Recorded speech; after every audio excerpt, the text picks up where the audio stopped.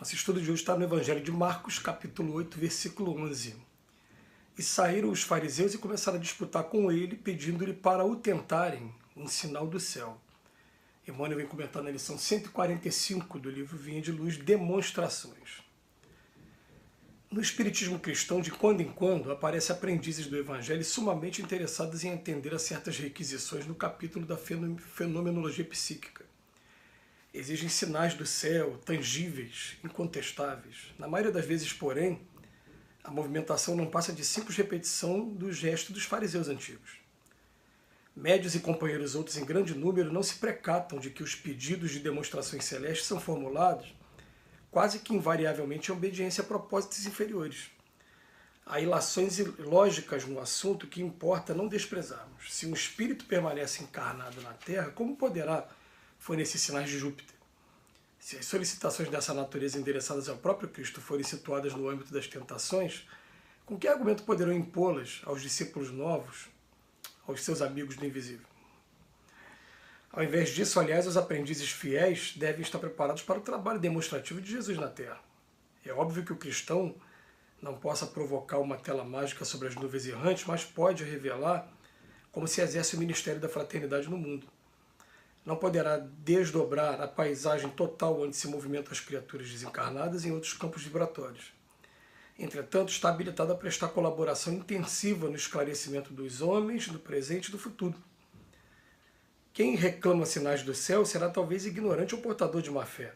Contudo, o seguidor da Boa Nova que procura satisfazer o insensato é distraído ou louco.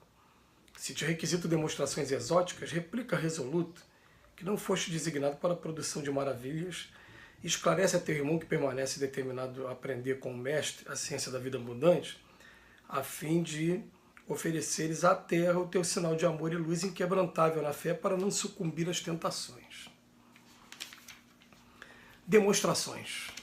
Existe até um capítulo que está no Evangelho de Mateus, de Marcos e de Lucas, acho que, se eu não me engano, só no de João que não está, que se chama A Tentação de Cristo. É um capítulo que quase não é estudado pelos espíritas, né? E é um capítulo que vai mostrar o seguinte: logo depois de Jesus ser batizado por João Batista, ele se retira, fica 40 dias no deserto, e lá a gente vai ver o texto evangélico usar 3 palavras diferentes para representar a mesma coisa, como se fossem sinônimas: tentador, diabo e Satanás. Então aparecem os pedidos de demonstrações, né? Não só os encarnados, mas também os desencarnados desafiando o mestre. Se é você mesmo, transforma isso aqui em pão, te atira daqui de cima, querendo provas, né? E tem um momento no Evangelho, um outro momento, que Jesus fala: esse povo vive me exigindo prova, quando na verdade a única prova que eles vão ter vai ser a mesma que o Jonas deu lá no Velho Testamento, que foi, depois de 3 dias, ele ter reaparecido em espírito, se materializando e conversando com todo mundo, depois de ter sido devorado por um peixe. No meio de uma pescaria caiu no mar. Então o que acontece? Essas demonstrações, elas são exigidas o tempo todo, e quando a gente vai pegar o livro dos médiuns, num capítulo 3 ou 4, que tem como título Do Método, ele vem falar assim: gente, não é pela fenomenologia que se convence alguém. Pela fenomenologia vai criar pessoas curiosas, e até querendo provar que aquele fenômeno não existe. É pela lógica, é pelo bom senso que a gente vai poder estar chegando no coração das pessoas. Então, normalmente os fenômenos: se você é médium mesmo, eu quero ter uma mensagem de um espírito tal, de alguém da minha família que desencarnou há pouco tempo. E na grande maioria das vezes não vai conseguir mensagem nenhuma, porque a gente sabe que as leis não funcionam dessa maneira. Primeiro, não é para curiosidade de ninguém, e segundo, não é dessa maneira que funciona também o telefone. Na maioria das vezes toca de lá para cá, até aquele que foi a maior antena psíquica da história da humanidade, que foi o Chico Xavier, ele não garantia a ninguém que a mensagem chegaria. Ele fala: tem que esperar, porque não sou eu que toco o telefone, quem toca é de lá para cá.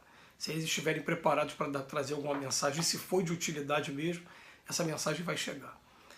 E Emmanuel faz uma colocação: gente, ao invés da gente ficar buscando sinais o tempo todo, querendo provas, por que a gente não faz da gente mesmo um laboratório e vai fazendo até esse sistema de provas com nós mesmos? conforme a gente vai aplicando o Evangelho, a gente vai vendo, através da lei de causa e efeito, o que vai acontecendo, as transformações que vão acontecendo com a gente. E isso é um laboratório interessante. Isso é um laboratório que ninguém vai tirar da gente.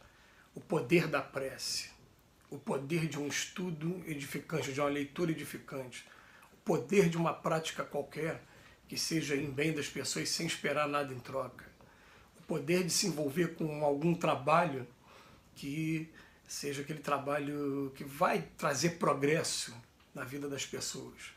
E a gente começa a perceber que a nossa vida começa a se modificar e vai tendo uma palavra que é usada muito em outras religiões, né? Um testemunho muito individual e para a gente um fortalecimento da fé, vai se transformando naquela fé inquebrantável mesmo, porque está baseada agora em atitudes, em estudos, em exemplos, e não apenas na fenomenologia.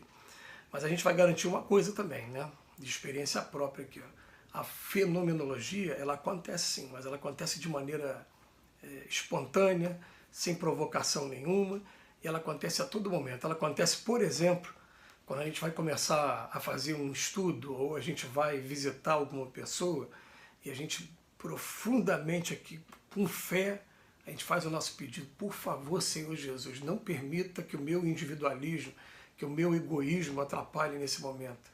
Eu quero que está sendo servindo de instrumento humildemente na mão desses espíritos amigos. E aí quando a gente faz isso, a gente podia ter preparado todo um material para estudo, não vai usar nada daquilo porque eles vão utilizar mesmo a gente como instrumento, a gente só vai usar aquilo que é necessário para aquele trabalho naquele momento. Então, aí a gente começa a ver como é que a fenomenologia ela acontece. Uma outra coisa também, né, por exemplo, a nível de estudo, já que a gente está fazendo aqui uma proposta de estudo de 10 minutos diários, tem coisas que às vezes a gente nem sonhava em ter estudado em lugar nenhum, e de repente a gente lê, vem a dúvida, aí a gente começa a falar naturalmente, e a dúvida é resolvida através das nossas palavras mesmo. Aí a gente para, peraí, eu não sabia disso, o que foi que aconteceu? Estão me utilizando, e nesse momento teve alguma manifestação que foi natural, não foi nada demais, né, mas simplesmente jogaram a informação para a nossa mente, e essa informação foi transferida.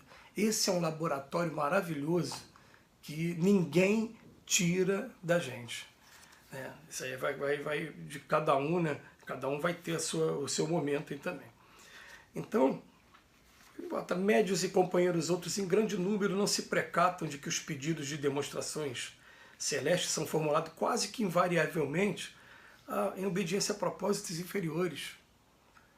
Propósitos inferiores, propósito que não tem a ver com o bem comum, com todo o trabalho que vem se desenvolvendo, né?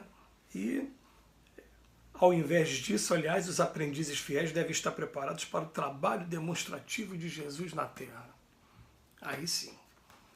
Porque, gente, quantas vezes a gente, né, viu pessoas se sensibilizando com o trabalho que você está fazendo. Por exemplo, a gente sabe que o prato de quentinha à noite levado para o morador de rua não vai matar a fome.